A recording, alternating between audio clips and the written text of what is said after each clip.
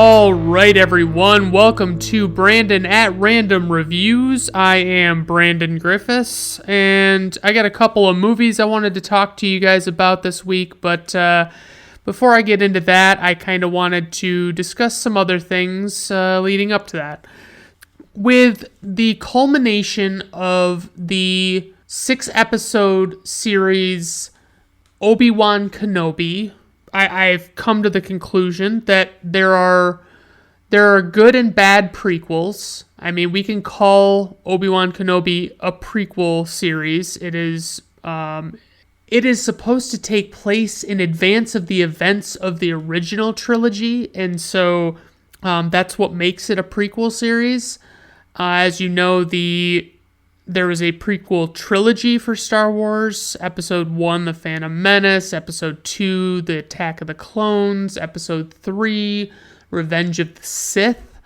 And I know that there has been quite the cult following of these Star Wars prequels. They've really gained some notoriety in the world, and they've got a lot of memes following them and all that stuff, and I still maintain that those movies are hot garbage, and I can barely stand to sit through them when I have to. I'll sometimes watch them over again just to keep their events fresh in my mind, because they get referenced so much now, it's not even cool. But anyway, so talking about prequels, I think my biggest concern when I hear that a prequel movie or TV series is coming out is I'm worried that there's going to be, a lack of suspense with that storyline. I'm always afraid it's not going to I'm going to know too much.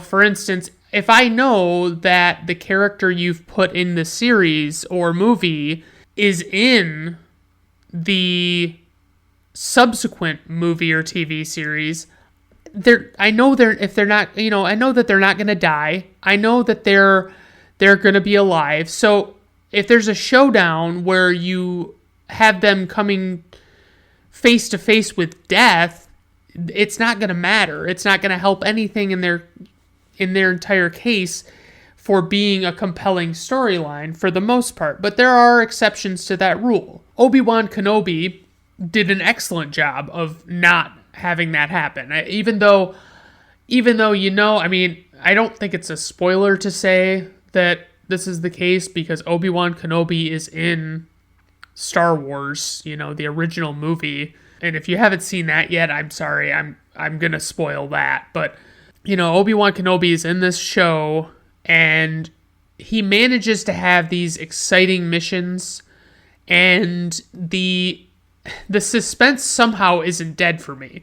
There are multiple characters in this show that I know for a fact are not going to die, because they are definitely going to be in more of the story.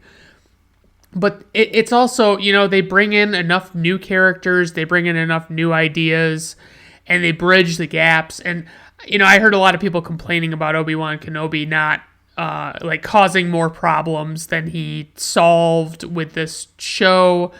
I don't know about all of that. I'm not as big on Star Wars. I heard that a final showdown in this show was taken from another Star Wars series episode, an animated one, I believe. And basically the same thing happens altogether.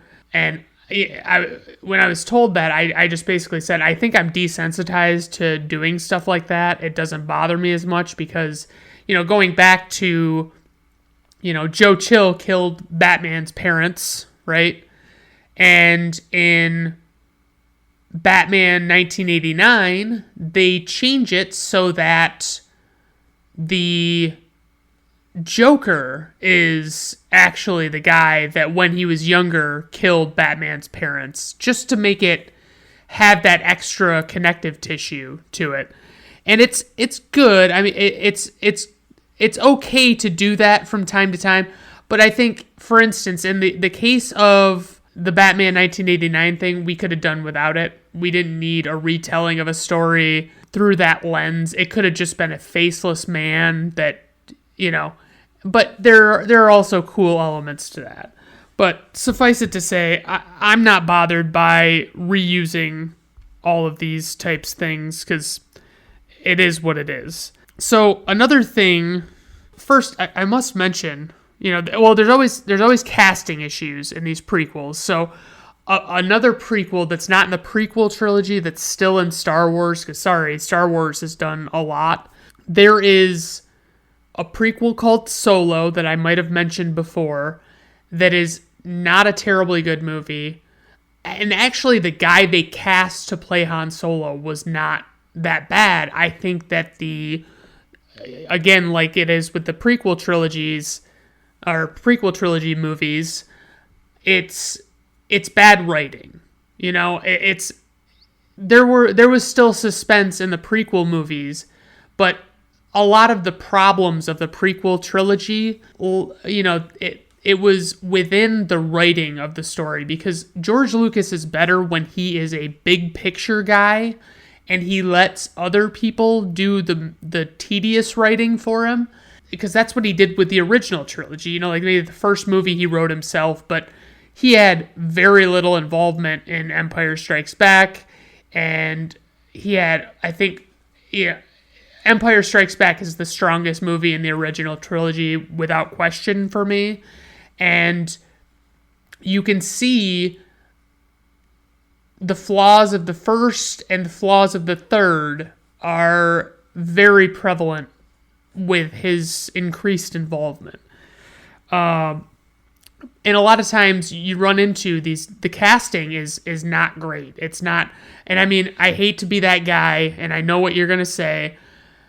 In this Obi-Wan show, which, by the way, Obi-Wan Kenobi, the show, should have been called either Obi-Wan or Kenobi, not Obi-Wan Kenobi. That's too fucking much. Just, everybody's going to know exactly what it's about if you name it either Obi-Wan or Kenobi.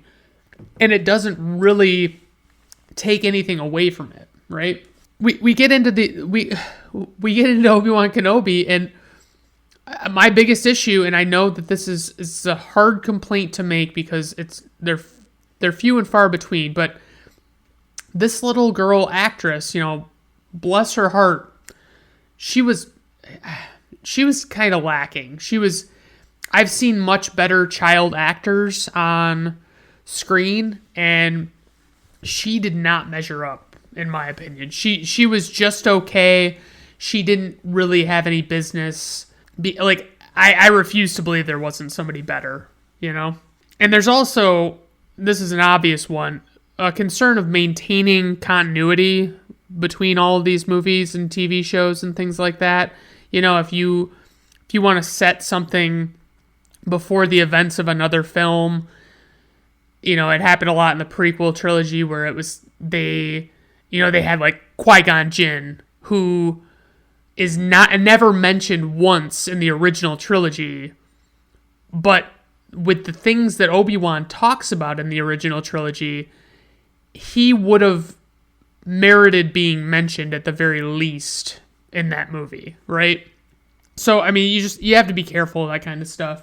And I don't want to dwell on prequels for too long because there's a lot to be said for prequels.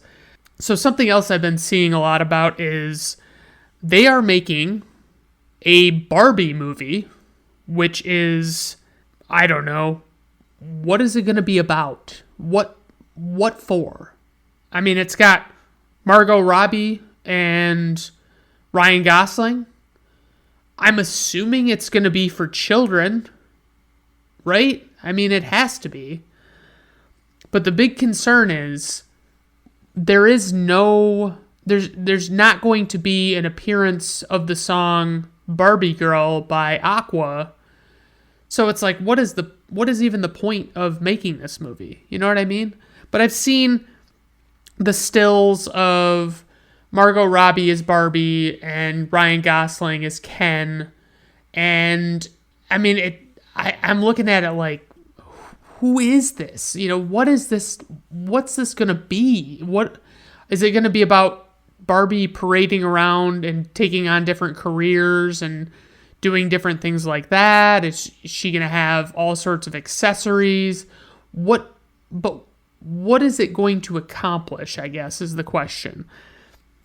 I don't know. But I wanted to point that out so people know, what I'm talking about. That was very brief on the Barbie thing, but I also want to talk about, because most of the time when I record these episodes, I record them on the weekends, and I try and get as much, I try and get as many recorded as possible. I want to be relatively far ahead because I don't want to be caught in a predicament where I need to not be recording podcasts for a week or two, and then all of a sudden I don't have any podcasts in the pipeline, and there's just no podcast, and I lose all, 6 followers that I have for my podcast. Every weekend, it seems as though I want to do everything. I want to do everything under the sun, do anything I can think of. I mentioned in the first episode going to batting cages, disc golfing, basketball, going to baseball games, things like that. And I just, I really want to be able to get out and do something, right? But at the same time, I'd very much like to do absolutely nothing whatsoever and not accomplish anything and just sit at home, maybe watch movies, maybe play video games, play on my phone, no doubt, and be done with it. I just let that be my weekend. I don't have a ton of friends. I've generally always been a close group of friends type of guy, only one or two main friends that I hang out with.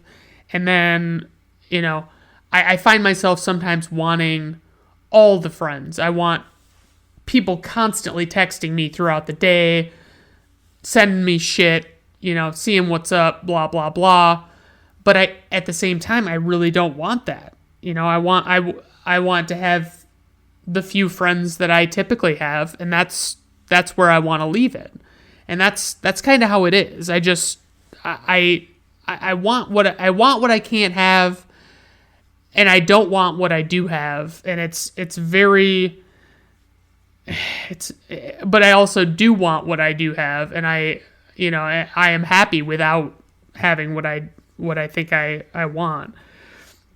I mean, like I've mentioned, I've been searching for someone to date. I want to find somebody that I'm excited to talk with different things about for days at a time. I don't know. I mean, I don't see that happening anytime soon. So whatever. I want to. I also, not only do I want to find somebody to talk to about, but I want to find someone or find nobody and not talk to anybody about anything. I mean, I'm always looking for reasons not to do this stuff too, and it's a difficult time. So I was talking to my friend Lance about, as I frequently do. I was talking to him about, there's a woman that lives near me, and as far as I knew, her and her husband were living in the house together, and they were married, and they didn't have any kids, and I rarely saw them outside or anything, which I can relate to. It's not difficult. I don't want to be seen outside either. But I think the two of them might have split up. And I forgot to mention, she is unreasonably attractive. She's a really good looking person. And so every once in a while I'll catch a glimpse of her outside and I'm like, oh fuck. And that's the thing. I mean, I was telling Lance that I was really bummed out because it seemed as though she had already, she was already starting to have people over and stuff. And I was beside myself with disappointment that, I let her slip by me. And he basically told me, you really can't be that pissed about it if you don't reach out or make the effort or whatever. And I was like, yeah, you know what? That's actually a very good point. And I don't know if I'm going to get there to where I can actually do that. I don't know if I have that in me in my life to where I can be confident and reach out and spark conversations and turn things into something out of nothing. I don't know. I get really bummed out about it, and I know what I have to do to remedy it, but I'm also so afraid to branch out. It's legitimately terrifying, and I can't stand it. I mean, it's the same way with, I'll see, people at work get these positions that I saw listed and I didn't apply for them, and they end up getting them, and I think to myself, oh, I could have gotten that. And then it's like, you really can't be that upset about not getting a position that you didn't even fucking put in your resume for, So, I mean, that's where I'm at. There's a lot of disappointment with myself, I would say. It's pretty consistent. It's just the way I feel all the time. Pretty disappointed. I think it's time to get into our movies. My first movie is the movie Predator from June 12th, 1987. It has a 107-minute runtime, so, hour 45, not bad. I like that kind of length. That's a good, solid length, If it's under 2 hours, it shouldn't be too rough to sit through. I found an excerpt from the wiki page for this movie, and the background of this story, I did not know this. It says, following the release of Rocky IV, a joke circulated in Hollywood that since Rocky Balboa had run out of earthly opponents, he would have to fight an alien if a fifth film were to be made. Screenwriters Jim and John Thomas took the inspiration from the joke and wrote a screenplay based on it. Which is, wow. I mean, the fact that this is a successful movie and that is the premise of the screenwriting, that is ridiculous. So, this movie was directed by the one and only John McTiernan. You might know him from such movies that he directed like Die Hard with a Vengeance, The Hunt for Red October, The Thomas Crown Affair, which I'm talking about the Pierce Brosnan one, which is a very fucking good movie. I don't think I've ever seen the original, and I don't know if I want to, because every time I try and watch one of those original, quote-unquote, so much better movies, they're never as good. And the other one he made was Last Action Hero with Schwarzenegger as well. So, I mean, Schwarzenegger is in this movie. In this movie, he is at basically the height of his power. He was everywhere. Everybody wanted him in their movie, and everybody wanted him to be on their poster and sell their movie, because he even though he's got a lot of flaws, if I'm being honest, he's got such a gravitational pull about him, and I can't really describe it. So this is the one. So I'm yet again coming to you, and I'm going to try and do voices that I'm not very good at, and I just want to do them. But this is the movie where Arnold Schwarzenegger says, "Get to the chopper!" And that's fucking great. I mean, I love that. I love when he says, "Get to the chopper."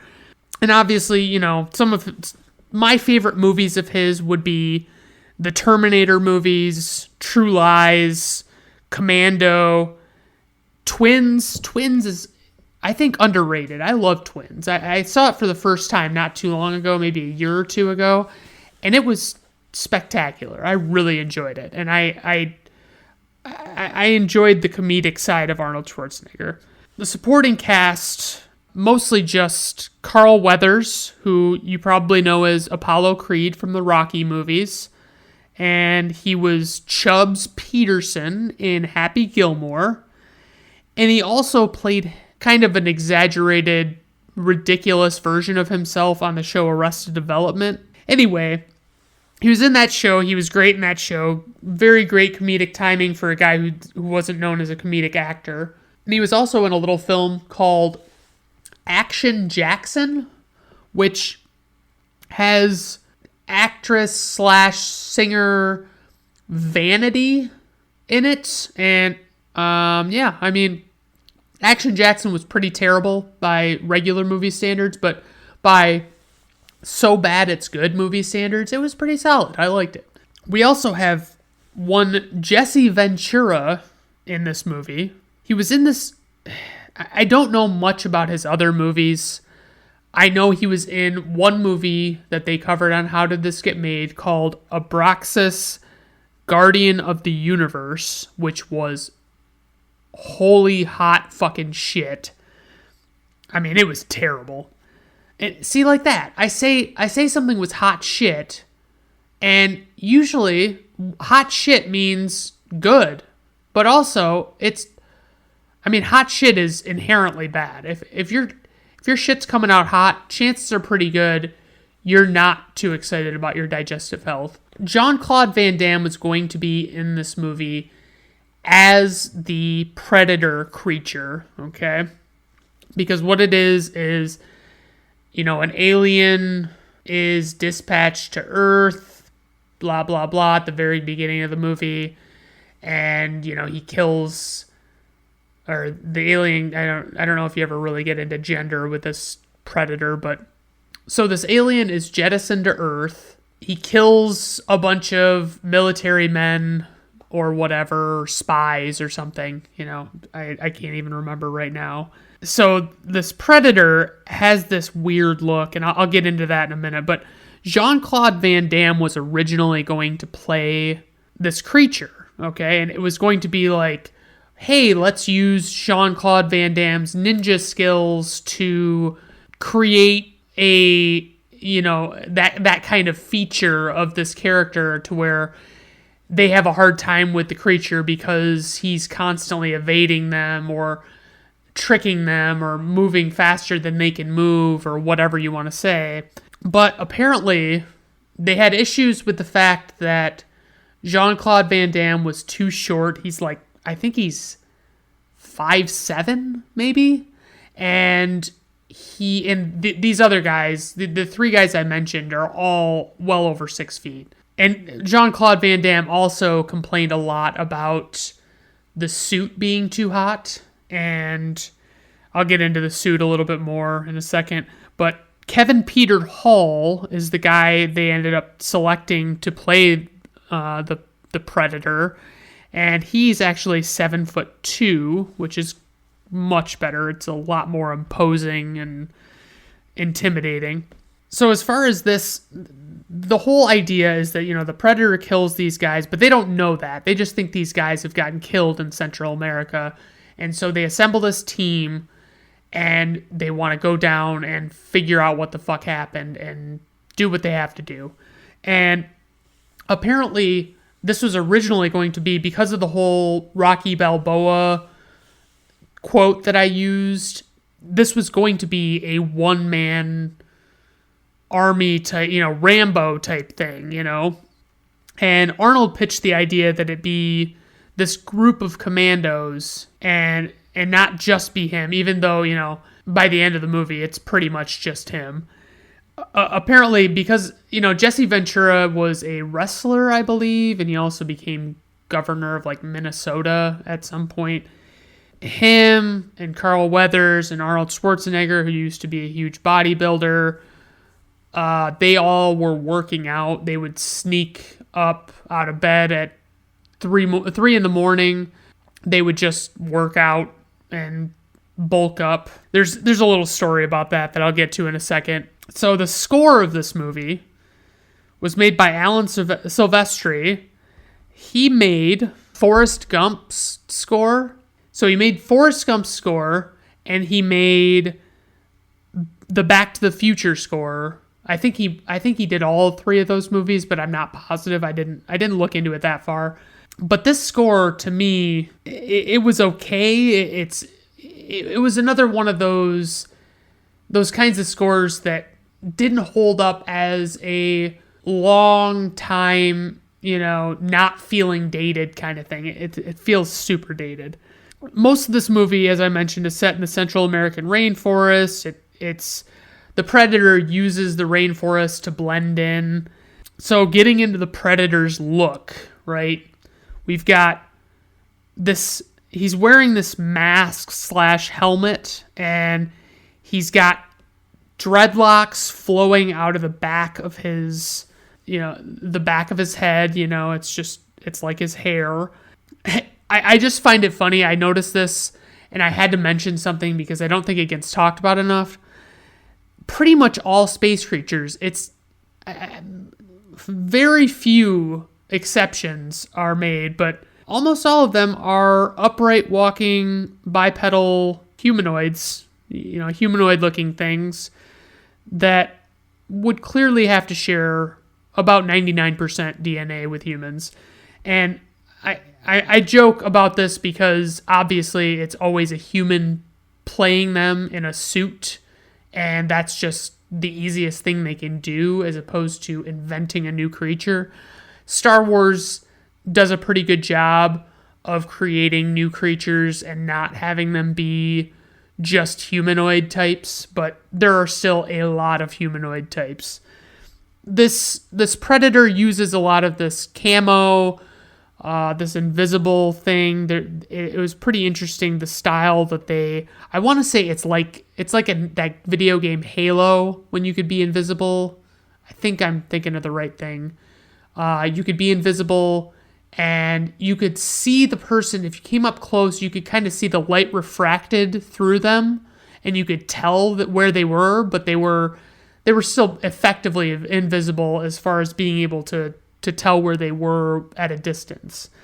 I took something from the IMDb trivia about the invisibility. So the invisibility cloaking effect was achieved with a bright red suit because it was the farthest opposite of the green of the jungle and the blue of the sky, which was the size of the Predator. The red was removed with chroma key techniques, leaving an empty area. The take was then repeated without the actors using 30% wider lenses on the camera. And when the two takes were combined optically, the jungle from the second take filled in the empty area. And because the second take was filmed with a wider lens, a vague outline of the alien could be seen with the background scenery bending around its shape. So this is what I mentioned a little bit later in my notes. It kind of looks shitty, but they kind of do a good job. It's for 1987. They did a pretty decent job of accomplishing this look and getting the creature to look invisible. So, I mean, kudos to them. The creature's also got this green blood that is apparently made out of the liquid from inside glow sticks combined with KY jelly, which is always nice, So the guy who did the voices is named Peter Cullen. I didn't look into him. I think he worked on like King Kong, from the one from the 70s. And I mean, some of these noises he's making, they're pretty cool, I mean, I'm not going to lie. But there's a scene towards the end of the movie where the Predator is doing a laugh, and it just sounds like a man laughing, and it doesn't sound any different. So that's a little strange. But the costume, I'll say it weighed over 200 pounds, so sucks to be inside of that in a fucking jungle. The Predator also has this thing called a plasma caster, and it can shoot, it's mounted on its shoulder, kind of like a parrot on a pirate's shoulder, and it shoots phasma, like lasers or whatever you want to call them, or plasma, not phasma. So there's the whole, at the beginning of the movie, before they've realized that the creature is a creature, you do things through, you view it all through the POV of the Predator, and it's all that like infrared heat signature thing, and it's very interesting to see the suspense building. You don't really know what they're you know, when they're going to realize that, is it going to get them before they can even find out that it's there? And it's pretty cool.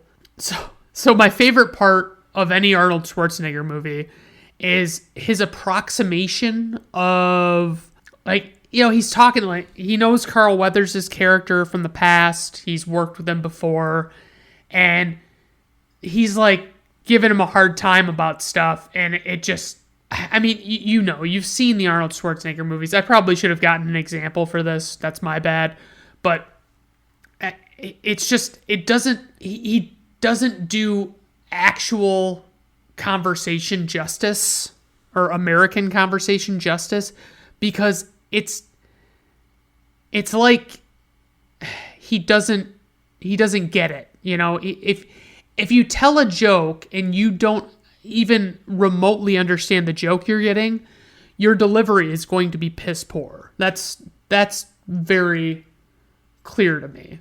So there's also a scene where Carl Weathers is getting attacked, and this is, spoiler country, so, be aware.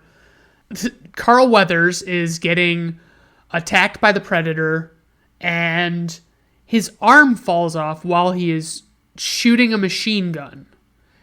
And the effects are hilarious. I mean, the way his arm falls off, and the arm, it's like his hand is still pulling that trigger, man. It is still fucking there, getting pulled, and it's like, what are you doing? I mean, why would the gun keep firing? You can't keep tension on a trigger, especially, if the trigger is like a couple of pounds at least for pressure. You can't fucking pull a trigger for that long without letting it go with an arm that's detached from a human body. It was just hilarious. I mean, it's just, you can't help but laugh in that moment when he has that going on. And there's something they realize about the Predator, with the heat signature thing. They figure out that it can see heat and all that stuff.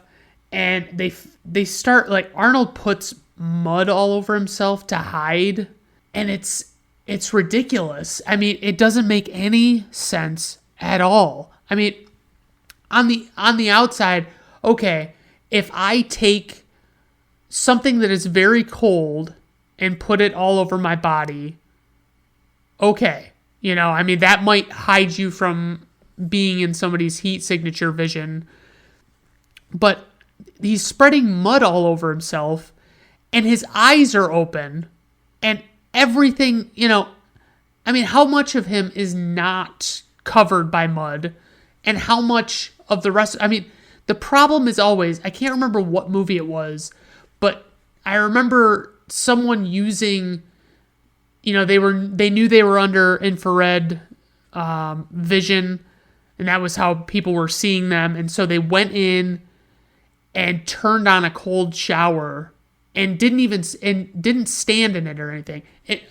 Or if they did, they stood in it, and it's like, your body is still, even if it cools down from that, it's still in the 90s. You're not going to drop your body temperature low enough to match what is probably a 70-degree house, So it's the same thing with this mud. I mean, Arnold Schwarzenegger does this. It doesn't make any fucking sense whatsoever. As I mentioned, the Predator laughter is ridiculous. It was a bad choice.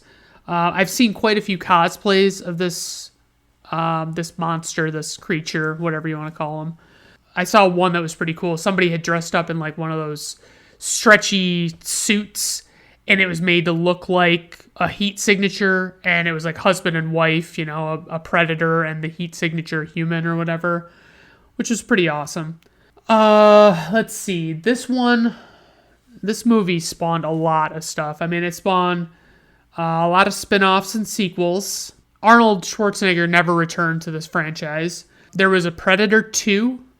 There was Predators, which was in the 2000s. The Predator, which was, I actually thought that was supposed to be a remake, but apparently it was like a prequel or something. And then it spawned a crossover, a couple of movies with Alien vs. Predator and Alien vs. Predator Requiem, which, I mean, by the way, say what you want, there's no fucking way that alien doesn't beat this Predator. I mean, that alien can fucking spit acid, I mean, I don't know. Anyway, so it also, it spawned novels, it spawned comic books and video games and toys and all sorts of other fun shit. There was a bet, this one little tidbit, one more before I move on to the other stuff. Jesse Ventura was told by, I think, Wardrobe that his arm was like an inch bigger than Arnold Schwarzenegger's, and he made a bet with Arnold that his arm was bigger, and he lost because Arnold Schwarzenegger told them to tell Jesse Ventura that his arm was bigger. I mean, just wow. I mean, see, that's the thing though, Arnold is sharp enough in the English language to do that, but he's not. I don't know. But I love how fired up these dudes on this set clearly were, and like how competitive they were. So this movie had a budget of somewhere between 15 and 18 million. At a worldwide gross of 98.3 million. It is surprisingly to me ranked 7.8 out of 10 on IMDb. Rotten Tomatoes, 80% on the critics, 87% on the audience. And this movie, ladies and gentlemen, is on Hulu this very moment. I can't promise that by the time you listen to it, it will be still on there, because it'll probably be the month of July when I release this, and I'm recording it in the month of June. So my sincerest apologies for that, if it ends up coming to fruition. So the next movie I want to do, and it seems on the surface like the two movies I've selected today are completely unrelated and have nothing to do with each other at all, but the next movie I want to cover is called Unbreakable, which, by the way, it contains tobacco depictions. It's a big disclaimer at the beginning of this movie. And I mean, I'm all for trigger warning. You never know who has PTSD. You never know, what issues somebody might have with certain topics or subject matter.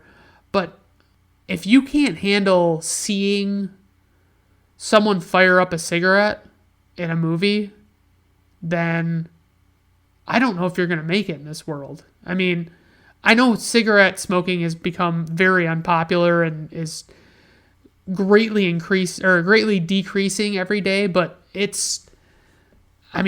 you still, is it going to hurt anything to look at it? Especially on a movie, you don't have to inhale it or anything. So Unbreakable came out on November 21st, 2000. Is a 106-minute movie, so very similar to Predator, that's not the thing that makes it similar, okay? M. Night Shyamalan directed this movie, and I'm sure you're aware he was the guy who made The Sixth Sense, and everybody thought, that movie is great. He's got to have a lot more in him, and I don't know that I would say he did. He got a record $5 million for this script. He also got paid $5 million to direct, which I don't have a real ballpark figure of what's I don't know what Spielberg gets for directing a movie. I couldn't tell you. He shot the film in sequence, which is very rare. Usually you shoot by location, I think, anyway, as far as I know. He's big on, so The Sixth Sense, I won't give it away. I'll let you watch The Sixth Sense if you haven't gotten around to it. The Sixth Sense has a very big plot twist in it, and it's like the only thing, or I should say one of the few things people remember from The Sixth Sense, but you'll remember it for the rest of your life. Once you see the movie and you're like, holy shit, Some of the other movies that M. Night Shyamalan made were Signs, The Village, Lady in the Water, The Happening, which I added a little note here that says, fuck The Happening in particular. The Last Airbender, After Earth, and quite a few more. He made a movie, the most recent I had watched of his was called Old, and it's about these people that go to this beach and they start aging rapidly, and it was fucking, I mean, it ended up being fucking stupid. I mean, it was a very intense movie, and it's always got to be this fucking twist with him, and now that it's like, you know, the twist is coming, it takes something away from it, you know? If he came out with a movie today and he didn't twist anything, because he clearly wants to be like a modern day Alfred Hitchcock type, I think. But Alfred Hitchcock didn't do the twist thing. Not really. Like he had twist movies that I guess you could say he had twists in them, but they weren't all the movie had going for it, basically, you know? I will say, M. Night Shyamalan's movies, they all look fantastic. They're really well shot. He does a lot of cool things with the camera, and the feel of, like, the aesthetic of the way he shoots the movies is very, very pleasing. It's got a nice warm feel to it. He always makes a cameo. Actually, I would say he always just has a bit part in his own movies, because to call them cameos, I think is a bit, it's not really giving you the full scope of what's going on. There were 2 sequels to this movie that were kind of sequels, kind of not, in my opinion. One was called Split with James McAvoy, and one was called Glass with Samuel L. Jackson, who he's portraying, you know, he's playing the same guy he was in this movie. The score for this movie, James Newton Howard did it, and actually, apparently Shyamalan storyboarded the whole movie for Howard, which Howard said hadn't been done for him before, which is a really cool thing to do. It's, you know, I mean, go through the whole movie and explain what's going to happen when and blah, blah, blah. I personally, you know, even though he's done a lot of other great movies, I don't know that I remember many of them for their scores. He did Falling Down with Michael Douglas, which is an all-time favorite of mine. He did The Fugitive, another all-time favorite. Major League, great sports movie, great sports comedy. Pretty Woman, great chick flick. Space Jam, greatest film ever made. And Signs. And that's all I have to say about Signs. The actual score for this movie, when all was said and done, I wasn't particularly impressed. I mean, Shyamalan really built this up like he wanted this special score and everything, and it was just not that great. I mean, it felt almost generic, which is too bad. So we got Bruce Willis, who is the main character of this movie. You know, favorite movies of his for me would be Die Hard, Pulp Fiction, The Sixth Sense, Lucky Number 11, Sin City, The Whole Nine Yards. You know, he's Bruce Willis for me is an all-time great. I mean, you can say what you want about his personality, Kevin Smith, but whatever. I mean, he's a great actor. He does a really good job, and you know, definitely feel bad to hear that he's had as many health issues as he has, and he's had to step away from acting and focus on that. Samuel L. Jackson plays almost like the co-star, basically. You know, obviously Samuel L. Jackson's in fucking every movie ever. You know, I love him in Pulp Fiction, which, by the way, Bruce Willis was also in. You know, he played Nick Fury in all of those Marvel movies that he was in. He played Mace Windu in the prequel trilogy for Star Wars. He was in A Time to Kill, which I actually reviewed on brandonetrandom.wordpress.com if you want to check that out from a few weeks ago. And yeah, so not only is it a reunion of Samuel L. Jackson and Bruce Willis from Pulp Fiction, it's a reunion of them from Die Hard with a Vengeance, because they are both co-stars in that movie as well, and they have a great chemistry. And guess what? That movie was also directed by John McTiernan, who directed Predator. Yeah, that's right. Connective tissue, motherfucker. I think John McTiernan, he's got kind of a short list of great movies, but he was a great director. I don't know what he's been up to lately. Robin Wright as Robin Wright Penn. This was pre-divorce from Sean Penn. She plays Bruce Willis's wife in this movie.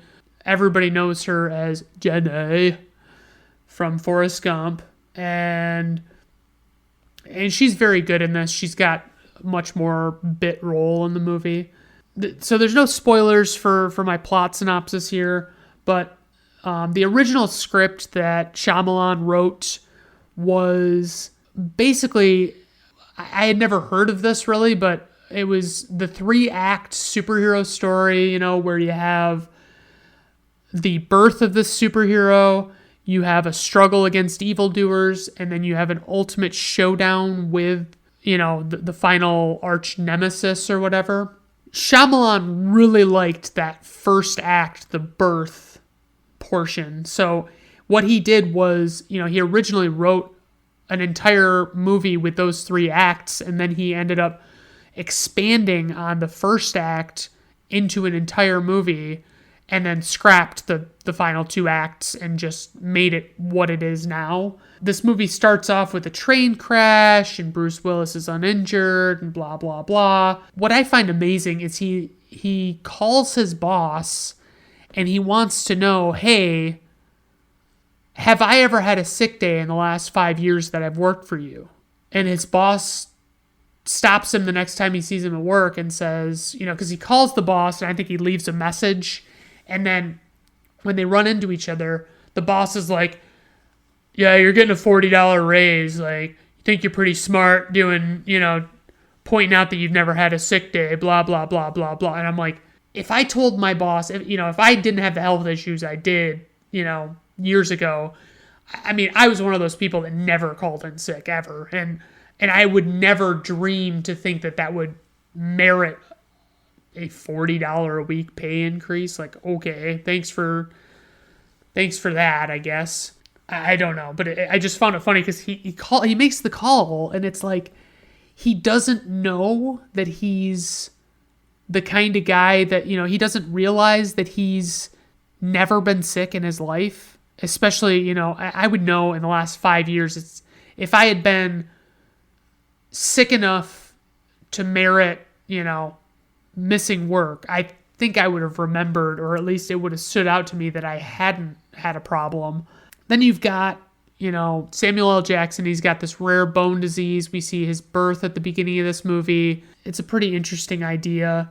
So per IMDb, the stadium that Bruce Willis's character David Dunn works in as a security guard is actually the Franklin Field at the University of Pennsylvania, which is the oldest stadium in the country and is the first to have an electronic scoreboard, an upper deck, and the first site of a live radio and television broadcast. Wow, that's exciting. At one point in this movie, Bruce Willis, he's the way they have him dressed, and it's to conceal his identity. It's like he's dressed like the killer from the I Know What You Did Last Summer movies. And I don't know about that choice, but, whatever. So another moment that I noticed, because Samuel L. Jackson is he's piecing the story together, and he's kind of forcing Bruce Willis to think about, if he's some kind of superhero or something. And he leaves this voicemail about what he thinks Bruce Willis's kryptonite is. And this voicemail plays for an exceedingly long period of time on the answering machine. And I don't know much about sound qualities or what you would say, are super good. But it was like the equivalent of like 4K UHD sound quality on this fucking answering machine. And I'm like, there's no fucking way that he sounded this crystal clear when he was talking on this answering machine. He just didn't. There's no fucking way. I noticed that there's also a big thing, at least in a few movies, where M. Night Shyamalan, the more I think about it, the more I'm like, holy shit, he really gravitates toward water and weakness and, all sorts of weird stuff. I don't know what the backstory is behind that, but I mean, there are a lot of cool shots in this movie. I don't want to digress and talk too bad about it because I did enjoy the movie on this rewatch. There are so many cool things going on with it. I love it. This one had a budget of $75 million, a worldwide gross of $248.1 million. It made an additional $123.11 million from DVD sales. It earned a 7.3 on IMDb, which is actually higher than I would have expected. Rotten Tomatoes, it had 70% from the critics, 77% from the audience, and it is available on Amazon Prime Video right now with a subscription. So, I would say, I don't know which one. I would say if you're in for a mindless action movie with a little bit of science fiction, absolutely watch Predator. The first one is solid. I haven't seen any of the other related Predator movies, and I don't intend to anytime soon. I would say watch Predator, and then, if you want just kind of an interesting story that's not much. I mean, what I will say for M. Night Shyamalan for sure is all of his movies, even though some of his movies I think were derived from other works, I would say for the most part, his movies are stories, and they have elements that I've never seen or heard of before, and it's just amazing. I mean, he does a really good job, at least coming to the table with something new, and not just making it what he wants it to be, and being derivative of something else. So yeah, I mean, I would say check both of these movies out, but depending on your mood, I would say, for a little more dramatic, calm movie, I would watch Unbreakable. But for the action, I would say Predator. Both of them I gave a 4 out of 5 stars, and they're really solid. I mean, I really enjoy them. Yeah, so that's all I got for the week. I hope you guys enjoyed this. I hope I talked about some stuff that you found interesting, and it made you want to see these movies if you hadn't already seen them. So, yeah, I guess feel free to let me know what you think, good or bad. I'm not picky. All right, everyone, have a good week.